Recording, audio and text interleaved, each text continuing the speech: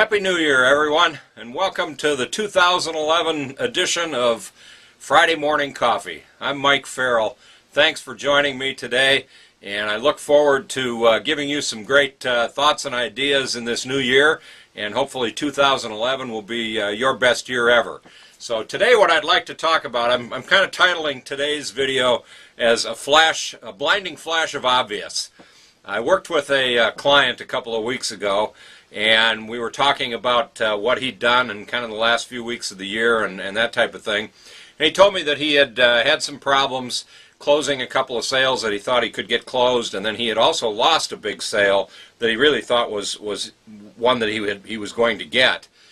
And so we really went back and started analyzing his sales process. And if you haven't really stepped back and looked at your sales process in a while, I would suggest that you do this, because it really was, in this particular case for him, a blinding flash of the obvious. Because in essence, as we went back through it, we really looked at what he did in each step of the sale. And one of the things that I told him is, and asked him about, is was he gaining commitment in each step of the sale? And especially with the large sale that he'd lost, what had happened that he had lost it at the end. And I'll talk more a little bit about that in just a minute. But going through that process and gaining that commitment through each step of the sales process. I think salespeople a lot of times just kind of go through their presentation, they go through their product or service or whatever it is, and they get good feedback from the client, but then when it comes to the end of the process where they're trying to close the sale, the client says, let me think about it, or I'm not quite ready to do it, or whatever the case may be, or I'm just not going to do it, or buy it, or whatever. And I think, you know, if you look at gaining that commitment on the front end, and one of the things that I suggested to him was, you know, as you're going through that kind of needs analysis process on the front end and getting information from your prospect or customer and finding out what their needs are and what it is they're trying to accomplish, it's the old what's in it for me theory. What do they really want your product or service to do with them? And once you find all of that out, then I think getting that commitment, saying, you know, if we can do all of this, if we can, you know, meet your needs and give you what you're looking for and all that kind of stuff, are you prepared to do business now? And I think a lot of salespeople really miss that point. They miss that fact that getting that commitment from the prospect or customer on the front end, asking them will they do business with them, could alleviate a lot of headaches down the road as you're trying to close that sale and taking them through the process. So that's the first thing, I think, is gaining that commitment and really analyzing your process. I think the other thing is making sure that you continue to gain that commitment. When I do sales training, I suggest each part of your sales presentation should end with some leading questions. You're kind of leading that customer or that prospect down the path toward agreement, so at the end, you really aren't closing a sale at all. You're just confirming the fact that they agree to everything that they've said they'd agreed to up to that point. So I think it's important that you get that buy-in and you get that commitment through each step of your sale, whether it's a one-time presentation sales process or whether you have to take 6 years to sell it like this particular person. Now the last piece, and especially for complex sales, making sure that you've got everything that you can control under control. And what I mean by that, and the best way to explain it, is the example that happened where this particular client of mine lost the big sale.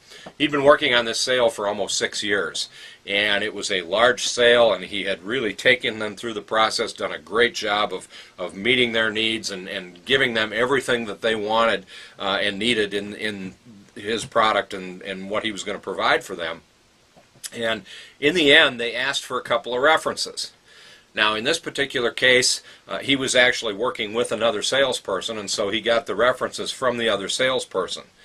Where they made the mistake is they never went back and checked with the references to make sure that everything was okay. So when this prospective client picked up the phone and called one of those references and come to find out that just recently they had had a problem with the product or the service that was being provided, it immediately blew the sale right out of the water. And so, again, making sure, if you're giving references out, making sure somebody's picking up the phone and calling them, saying, number one, is it okay if they call you? And number two, are there any issues that we need to deal with, to make sure that you're happy?